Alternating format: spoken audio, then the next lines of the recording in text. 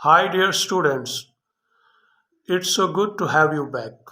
Previous video में हमने idioms के बारे में जाना और समझा।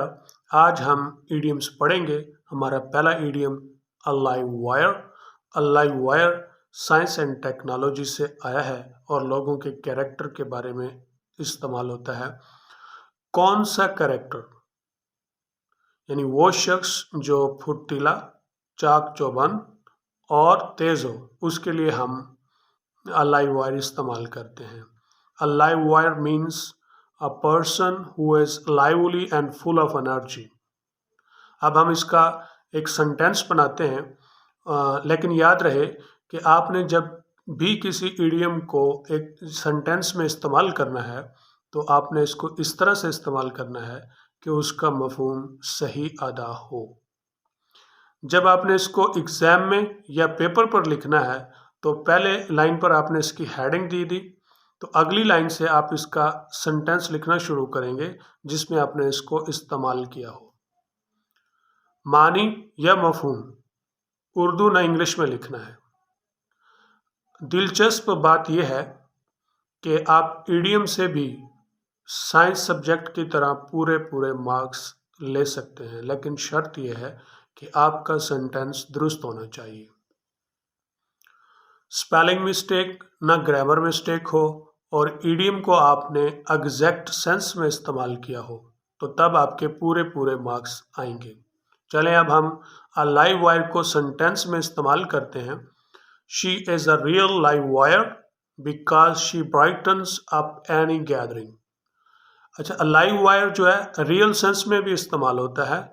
जब हम इसको रियल सेंस में इस्तेमाल करते हैं तो उस वक़्त इसका मतलब गर्म तार, यानी ऐसी तार जिसमें से करंट बह रहा हो। A wire that has electricity passing through it. लेकिन जब हम इसको इस सेंस में इस्तेमाल करेंगे तो तब ये ईडियम नहीं कहलाएगा। Next idiom is to bury the hatchet. To bury the hatchet war and conflict से आया है और इसका एक हिस्टोरिकल बैकग्राउंड भी है। पहले मैं आपको इसका हिस्टोरिकल बैकग्राउंड, पहले इसका मीनिंग बता देता हूँ। टू बैरी द हैचेट का मतलब है कि आप कि अगर किसी से दुश्मनी, तनाज़ात या झगड़े हैं, आप उसे ख़त्म करके उसको दोस्ती में बदलते हैं या अमन से रहते हैं, इसका ये मतलब है। To bury the hatchet means to end quarrel or disagreement and make peace।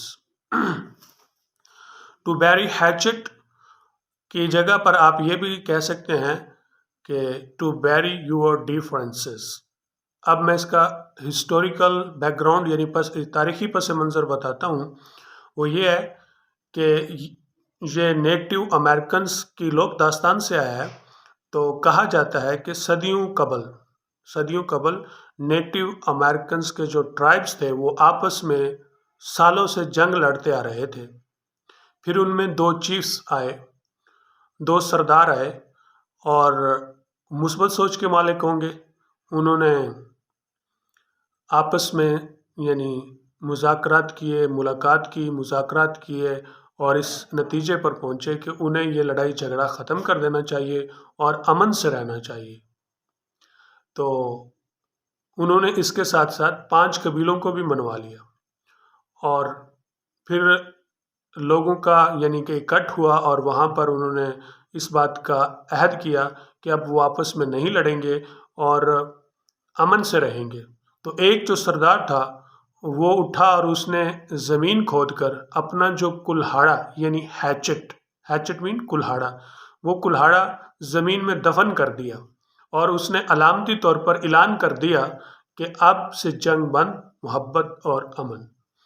तो अब हम इस सेंटेंस को अब हम इस इडियम को सेंटेंस में इस्तेमाल करते हैं। जैसे आजकल हमारे मुल्क में जो पॉलिटिकल पार्टीज़ हैं वो आपस में यानी इख्तलाफात रखती हैं या एक दूसरे के ऊपर यानी फाइट चल रही है उनकी, तो उन्हें हम यानी आप मशवरा दे सकते हैं, political party should bury the hatchet and work together for Pakistan। Next idiom is a bosom friend. A bosom friend ये यानी पार्ट्स ऑफ बॉडी से आया है, और ये यानी रिलेशनशिप्स के लिए, यानी फ्रेंड और फैमिली के रिलेशनशिप्स के लिए इस्तेमाल होता है। तो bosom फ्रेंड का मतलब होता है जिगरी दोस्त। जैसा कि आप bosom सीना यानी छाती को कहते हैं, और सीने और छाती में हार्ट यानी दिल होता है। तो इस लिहाज से यानी जिस तरह heart is very important in body, so वो शख्स जिसके साथ आपका तल्लक है वो भी आपका करीबी दोस्त है या जिगरी दोस्त है। तो अच्छा, अब यहाँ पे एक और चीज़ है कि आप देखते हैं कि उर्दू वाले इसको जिगरी दोस्त कह रहे हैं, तो उन्होंने दूसरा पार्ट ऑफ बॉडी इस्तेमाल किया है। तो ये बात ज़हन में रखें कि जब ये इलाकाई फ़र्क होता है, यानी मुआशरे और कौमें जो है ना, जो मुख्तलिफ़ इलाकों से बिलोंग करती हैं, तो उनके मिजाज भी मुख्तलिफ होते हैं। तो इसलिए वो अपने मिजाज के मुताबिक ये ईडियम्स डेवलप करते हैं। इसकी मैं एक छोटी सी मिसाल देता हूँ कि ब्रिटिश पीपल कहते हैं टेक द बिस्किट, वाइल जो अमेरिकन पीपल हैं वो कहते हैं टेक द केक। देखिए, दोनों की ज़ुबान भी एक है, लेकिन उसके बावजूद उन्होंने ईडियम्स डिफरेंट यानी के लिए, और ये जो है ना वो ईडियम एक ही है, मतलब सेम ईडियम है। तो ये फ़र्क यानी कि याद रखिएगा। तो अब हम इसका यानी सेंटेंस बनाते हैं। I trust in him because he is my bosom friend. आज का लास्ट इडियम है अंडर अ क्लाउड।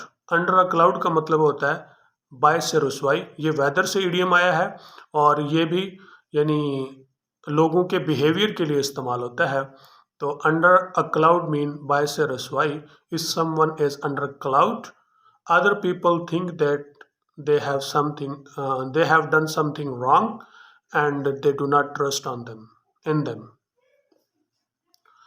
तो अब हम इसका जुमला बनाते हैं। She left the company under a cloud of suspicion.